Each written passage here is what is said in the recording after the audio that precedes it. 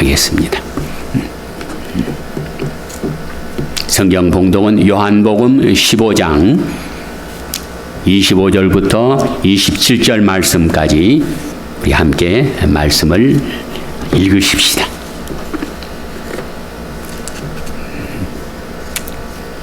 요한복음 14장, 미안합니다. 요한복음 14장 25절에서 27절 말씀 함께 시작하십시다. 내가 아직 너희와 함께 있어 이 말을 너희에게 하였거니와 보혜사 곧 아버지께서 내 이름으로 보내실 성령 그가 너희에게 모든 것을 가르치고 내가 너희에게 말한 모든 것을 생각나게 하리라. 평안을 너희에게 주시노니 곧 나의 평안을 너희에게 주노라. 내가 너희에게 주는 것은 세상이 주는 것과 같이 아니하니라. 너희는 마음에 근심하지도 말고 두려워하지도 말라. 성령 강림주일을 맞아서 오늘 말씀의 제목은 보혜사 성령님이 계십니다 하는 제목으로 함께 은혜 나누기를 바랍니다. 8년 전에 한국을 방문했습니다. 동생이 있다가 형님 오신 김에 가족 관계 증명서를 하나 만들고 가면 좋겠습니다. 그래서 제가 처음 들어본 말이었습니다. 어디 가서 만들 수 있나 그랬더니 시청에 가면 만들어 줄 거래요. 그 시청에 갔지요. 얘기했더니 호적 등본이나 또는 주민등록증을 보자고 하더라고요. 근데 저한테 그게 있을 리가 없잖아요. 그래서 제가 저의 사정을 다 말씀드렸는데 선생님 얘기는 알겠습니다만은 신분을 확인할 수 있는 뭐 서류가 있어야 되지 않겠습니까? 그래 쓸 데가 없는 줄 알면서도 제가 운전 면허증을 꺼내면서 이리저리 얘기하고 있었습니다. 담당자와 한참 씨름을 하고 있는데 낯익은 목소리가 들렸어요. 자네가 웬일인가? 그 시청에서 근무하다가 은퇴한 친구분이었습니다. 저더러 자네가 여기 기다리소. 그러더니 나도 없는데도 가서 서류를 쫙 만들어 이제 주었습니다. 그리고 동사무소에 함께 가세나. 차에 타서 동사무소에 갔어요. 그랬더니 그 직원들이 다 일어나서 자리에서 일어나서 이 친구에게 인사를 하더라고요. 자네는 여기 귀빈실에 앉아 있게 내가 만들어 올게. 그리고 본인도 아닌데도 가서 서류를 다 만들었어요. 근데 거기에 또 사진이 들어가야 된대요.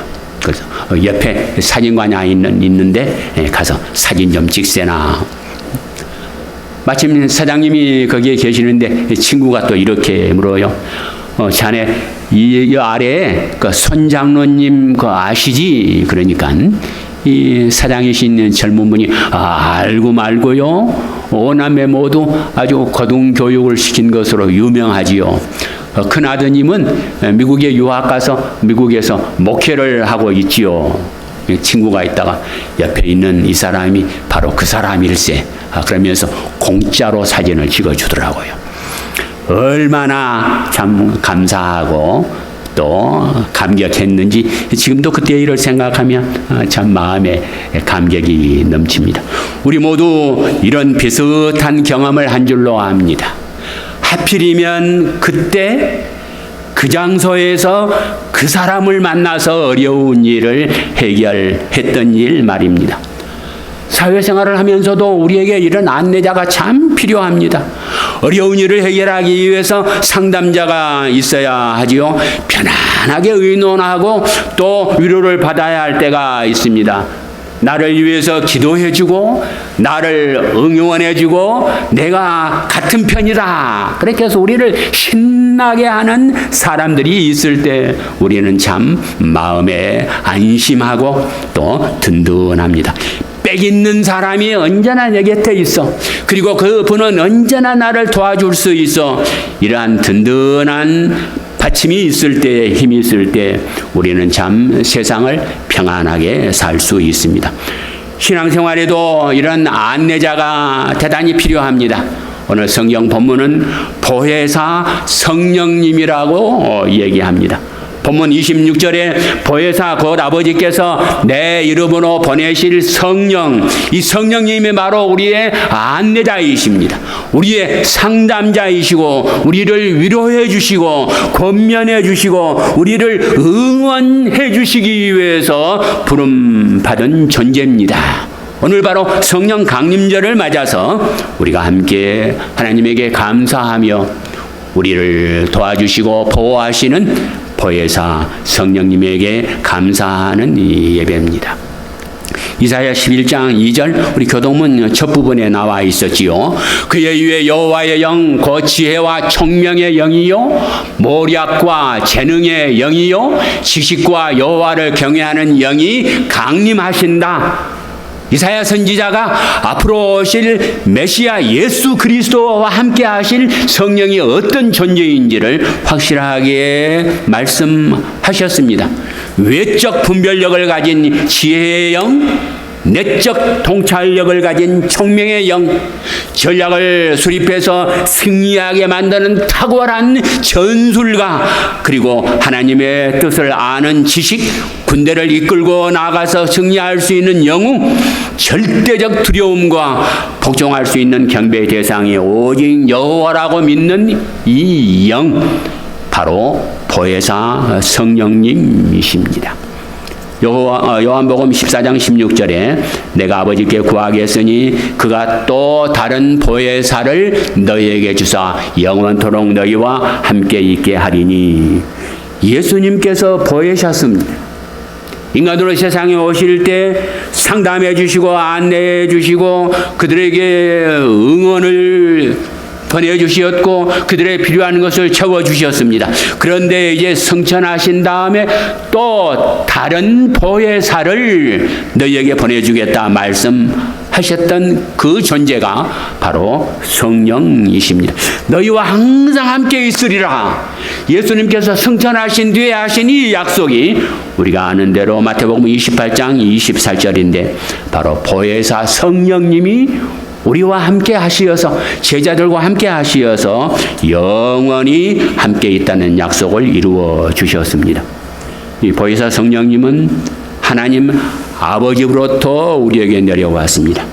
거룩하고 온전하신 아버지로부터 온 영이기 때문에 순결합니다. 무소부재, 안 계신 곳이 없으신 분, 그리고 전지전능하신 분, 이분이 성령님이십니다.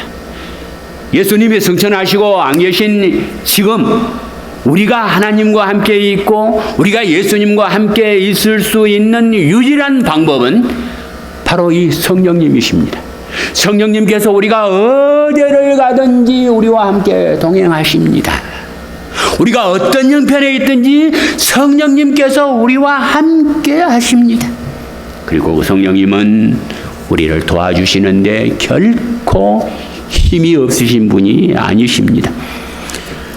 이 성령님께서 하나님 아버지로부터 오시어서 오늘 저희들과 함께합니다.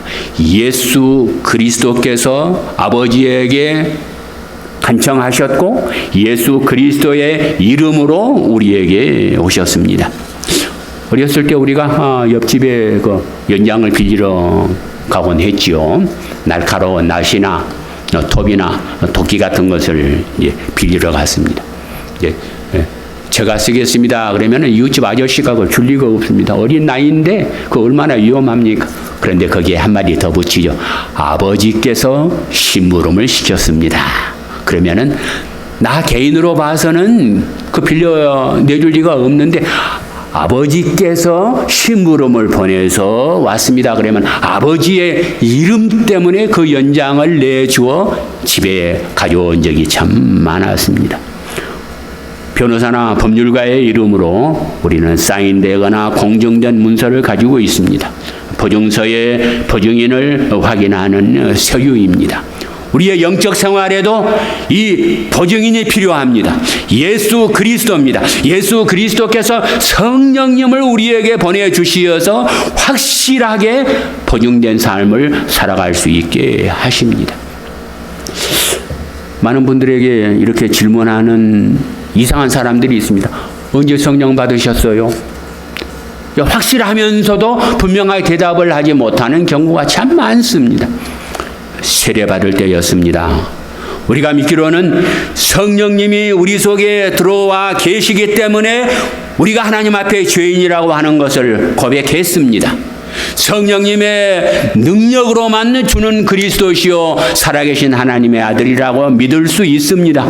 예수 그리스도가 우리의 구세주라고 고백할 수 있었던 것은 성령님께서 우리 속에 계셨기 때문입니다. 그래서 우리가 믿기로는 우리가 물 세례를 받은 그 순간에 성령 세례를 함께 받았다고 믿습니다. 많은 사람들이 성령 받음, 성령이 우리와 함께 하심, 성령 충만, 성령의 은사, 이것을 혼동하고 있습니다. 성령이 우리 속에 계신다고 하는 건 우리가 세례를 받을 바로 그 순간에 성령께서 우리 속에 찾아와서 함께 계신다는 얘기입니다. 때로는 우리의 능력이 미약하고 충만하지 못할지라도 보혜사 성령님은 우리와 함께 계십니다. 성령의 은사로 우리가 하나님을 섬기는 것이 별로 보잘것없다라고 여겨질지라도 성령님은 우리 속에 항상 함께 계십니다.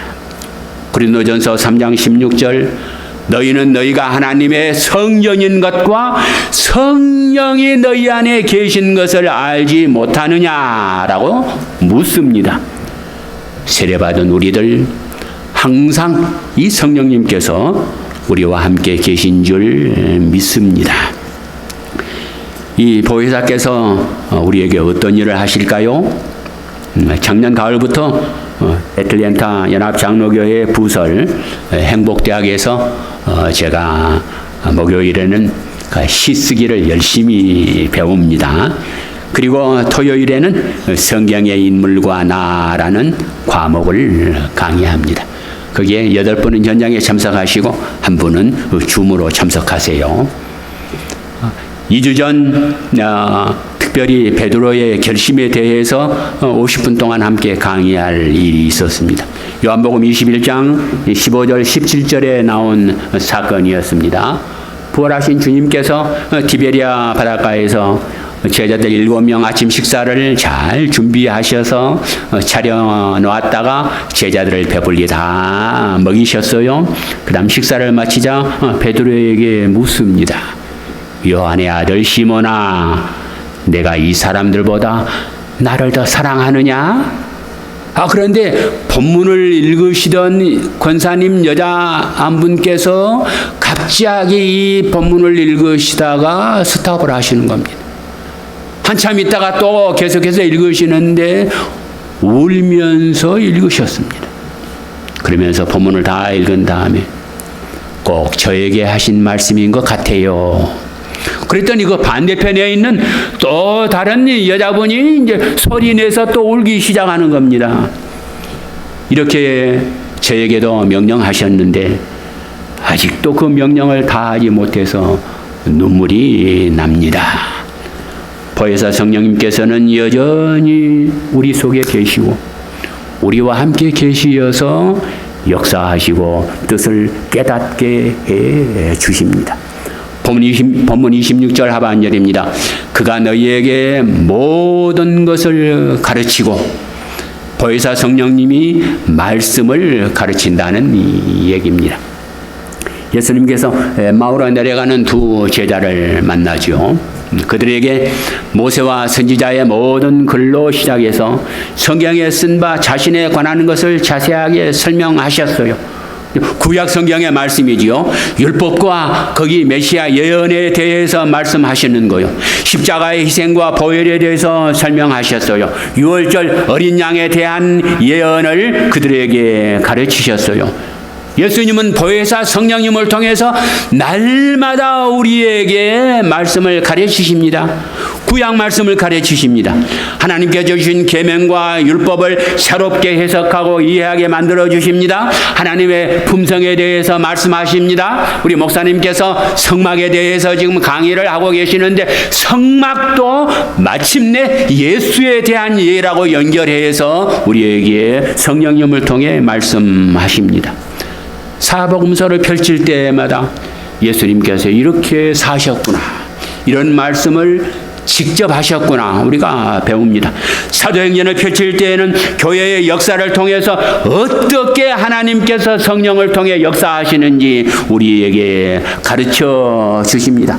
바울 서신서를 통해서는 참 진리이신 예수님의 생애와 말씀을 더 깊고 더 높고 더 길고 더 넓게 가르쳐 주십니다. 요한계시록을 통해서는 장차 우리가 어떤 세상에 가서 살아야 하는지를 말씀하십니다. 여전히 보혜사 성령님은 우리를 가르쳐 주십니다. 우리가 새로운 것을 배울 때마다 그렇구나, 이게 바로 성령님께서 나와 함께 하시어서 역사하고 계신다는 사실입니다. 또한 보혜사 성령님은 우리에게 필요한 것을 가르치실 뿐만 아니라 예수님께서 말씀하신 것을 생각나게 하십니다. 제자들은 예수님께서 하신 말씀을 제때에 이해 못했습니다. 새롭게 해석하고 깊은 뜻을 나중에야 깨달았습니다. 단어와 문장, 인물과 사건들에 대해 참 뜻을 나중에 알게 되었습니다. 예를 들어 성전을 허물어라, 그게 무슨 뜻인지 몰랐습니다. 그런데 나중에 예수님께서 승천하신 다음에 성령을 받고 난 다음에 그 뜻이 이런 말씀이었구나 하는 것을 새롭게 기억하고 그 약속에 대해, 진리에 대해 새 뜻을 알게 됐습니다. 우리도 이런 경험을 종종 하시지 않습니까? 마음을 가다듬고 조용한 시간에 정신을 모아 기도하다가 번개처럼 우리 기억 속에 떠오르는 말씀이 있습니다. 성령님의 역사입니다. 가사에 집중해서 내용을 음미하며 찬송을 하다가 가사에 이렇게 예수님 역사와 하나님의 사랑에 대해 말씀하시네. 성령님께서 바로 그 순간에 함께 하셨다는 일입니다. 우리의 영안이 열려서 이전에는 눈에 띄지 않았던 것이 새롭게 눈에 띕니다. 때로는 말입니다, 성경의 글자가 튀쳐나와서 춤을 추는 경험도 합니다. 진리의 말씀에 감동이 나서 울기도 하고요, 자신도 모르게 무릎을 꿇고 기도하기도 하고요. 말씀에 이렇게 적혀 있으니 이 말씀이 생각나서 우리에게 용기를 주고 힘을 내게 하는 일이 참 많습니다. 세상 사람들이 우리를 위로해 주지 못한다고 할지라도 말씀이 우리에게 되살아나서 우리를 위로해 주고 우리에게 용기를 준 적이 얼마나 많습니까? 소망을 굳건히 해 주시고 우리의 믿음을 자라게 하십니다. 바로 보혜사 성령님께서 우리와 함께 하신다는 증거입니다. 보혜사 성령님은 말씀을 생명력 있게 이해하게 하십니다. 그리고 더욱 분명하게 기억나게 하십니다. 그래서 우리로 생명력 있게 살아가도록, 그와 같이 너희들을 버려두지 않는다. 내가 너희들 눈에 지금은 없는 존재지만 성령님이 너희들과 함께 계시어서 너희들을 인도하고 안내하고 도와준다고 하는 이 놀라운 진리를 오늘 다시 한번 깨닫습니다. 보혜사 성령님께서 우리가 무엇을 하기 원하십니까? 본문 27절에 우리가 평안하기를 원하십니다. 보혜사 성령님은 우리가 편안하게 살기를 원하십니다. 마음에 근심도 말고 두려워하지도 말라고 말씀하십니다. 보혜사 성령님이 너와 함께 있으니 이 보혜사 성령님의 능력을 힘입어서 너희가 편안하게 살면 좋겠다. 안심하고 세상을 이기며 승리할 수 있기를 바란다. 그러시면서 세상이 주는 평화와 비교할 수 없는 평화를 주시겠다고 약속하십니다. 세상 사람들은 재산이 더 많아지고 지위가 더 높이 올라가고 이름이 더 날리면은 참 기분 좋다, 평안하다, 이 정도면 되겠지라고 생각하면서도 잠깐 지나면은 더 많이 가지기를 원하죠. 지금보다 좀 더 높은 포지션은 어떨까? 지금보다 내 이름이 더 많은 사람들에게 알려져서 내가 더 유명해지면 좋겠다. 이런 욕심이 생깁니다. 세상이 주는 평화는 순간적이고 감각적이고 조건적이고 찰나적입니다. 갖고 있는 것을 잃을까 봐 불안이 가중되기도 합니다. 그러나 죽을 때 되면, 죽고 나면 있는 것, 앉아있던 자리, 그리고 그 유명했던 이름들도 사람들 머릿속에서 하나씩 둘씩 다 사라지지 않습니까? 우리는 종종 샬롬이라는 인사를 합니다. 어떤 분은 편지 쓸 때마다 또 문자를 보낼 때마다 샬롬을 제일 앞에 붙이기도 하고 제일 뒤에 붙이기도 합니다. 이게 대단히 기쁜 뜻이 들어있지요. 성서적 의미로 보면은 단순한 정신적 평안을 뛰어넘습니다. 종교적으로, 물질적으로, 윤리적으로, 사회적으로 모든 평안을 함께 아우리는 종합적 평안입니다. 하나님과 우리 사이에서의 완전한 평화, 그리고 내 양심으로 봐서도 거릴 것이 없는 화평, 바로 이것이 샬롬이라고 하는 단어 속에 포함되어 있습니다. 절대적이고 결정적으로 예수님께서 성령을 통해서 우리에게 주신 평안입니다. 샬롬, 이 단어 속에 포함된 대로 보혜사 성령님은 우리가 이 땅에 살면서 평안하게 살기를 원하십니다. 예수님께서 주시는 평안입니다. 죄 사함을 받고 하나님의 자녀로 사는 이 평안입니다. 초자연적이고 영속적이고 적극적이고 긍정적인 평화입니다. 보혜사 성령님을 우리에게 보내주시어서 그 성령님과 더불어 함께 살게 해주신 하나님 아버지는 이 땅에 우리가 사는 날 동안 예수님의 이름으로 우리에게 보내신 보혜사 성령님을 모시고 살면서 평안하게 살기를 원하십니다. 갈라디아서 5장 22절에 성령의 열매가 나오지요. 사랑과 희락과 화평으로 성령의 열매가 세 번째 평화로 연결됩니다. 에베소서 6장 15절 말씀에 완전 무장한 십자가 군인 모습이 있습니다. 평안의 복음이 준비한 것으로 신을 신고, 참 의미가 깊습니다. 여러분 생애에서 내가 지금 꽃길을 걷고 있어 그러면은 꽃신으로 바꿔 신고 그 꽃길을 나비처럼 그렇게 걸어가시면서 평안하시기를 바랍니다. 이게 웬 가시밭길이야? 라고 생각될 때에는 웍칼을 뒤집어 쓰고 웍칼을 신고 그 가시밭길을 행진하는 군인처럼 힘차게 살아가시면서 평안하시기를 바랍니다. 뻘밭을 지날 때가 있다고 생각하십니까? 사람을 낚는 업으로 장화를 무릎까지 허벅지까지 신고 절벅절벅 그 진흙바닥을 헤쳐나가는 복된 평화의 발걸음이 되시기를 바랍니다. 성령과 함께 사는 우리들, 보혜사와 더불어서 날마다 하나님과 동행하는 저희들에게 이 평화가 넘치시기를 축원합니다. 내 영혼이 거기 깊은 데서 맑은 가락이 울려나네. 하늘 곡조가 언제나 흘러나와 내 영혼을 고이 싸네.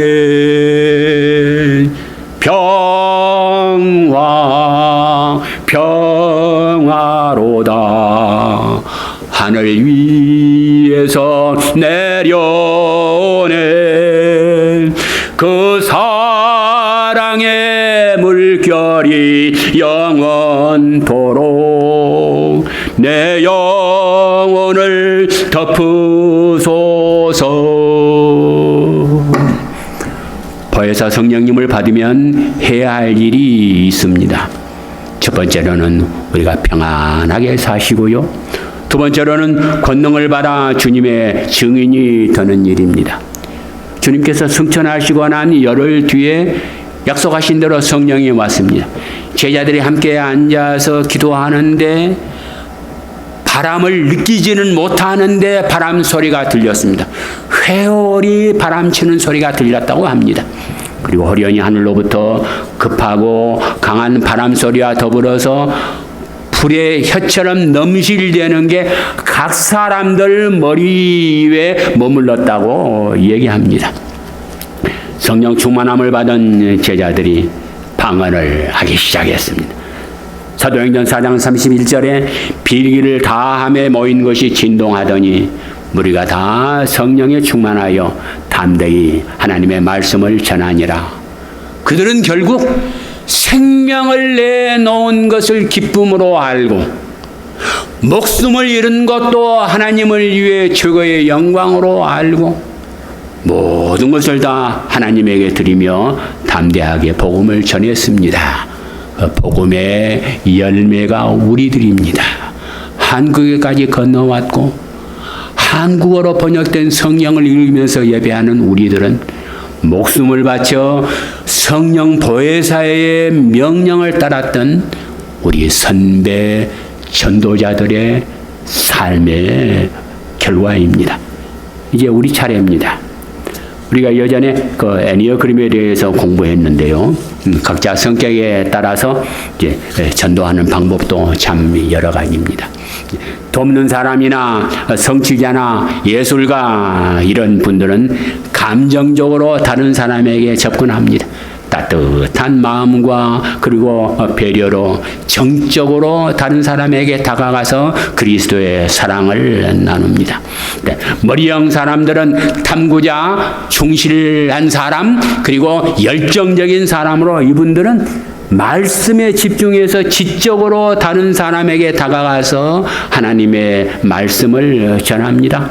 장형 타입은 도전가, 평화주의자, 개혁자로서 저희들은 손과 발을 움직여서 다른 사람에게 희생하고 다른 사람에게 봉사하면서 그리스도의 말씀을 전합니다. 우리가 어떤 형의 사람이든지 하나님께서는 우리가 가지고 있는 특별한 성격과 재능을 통해 이게 은사로 탈바꿈해서 다른 사람에게 말씀을 전할 수 있도록 우리를 사용해 주십니다. 금년도 성령 강림절을 맞이합니다. 보혜사 성령님께서 확실하게 우리에게 오셨다.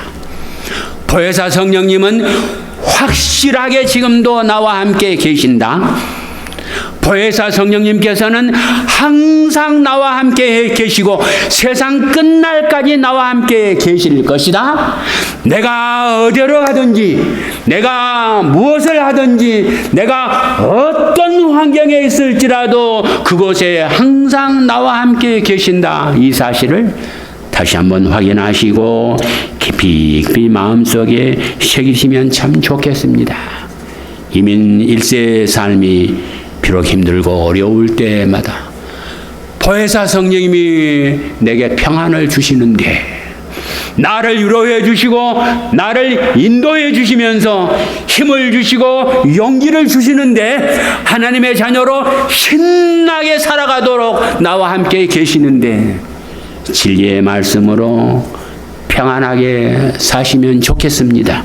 그리고 성령의 능력으로 담대히 이 복된 예수님의 말씀을 다른 사람들에게 증거할 수 있기를 바랍니다. 주님의 말씀과 성령으로 행복한 교회, 주님 안에서 행복한 우리들, 진리의 말씀과 보혜사 성령님으로 행복한 우리 한빛 장로교회, 그 속에서 오늘 일부 예배에 와서 예배하는 한 사람 여러분들마다 이 귀한 성령의 보혜사가 흔들어 차고 넘치시기를 바랍니다. 보혜사 성령 받은 하나님의 백성으로 보혜사 성령님께서 주시는 위로와 교통하심이 여러분과 함께 하시기를 축원합니다. 기도하십시다. 하나님 감사합니다. 저희들에게 주신 귀한 보혜사 성령을 다시 한번 확인합니다. 그리고 이 보혜사 성령님을 다시 한번 굳게 붙듭니다. 우리를 사랑하시어서 잊지 않으시고 선물로 주신 보혜사 성령님을 통해 이 땅에 살면서 평안하고 또 예수 그리스도를 전하는 귀한 사명을 잘 감당하게 도와주시옵소서. 예수님 이름으로 기도합니다. 아멘.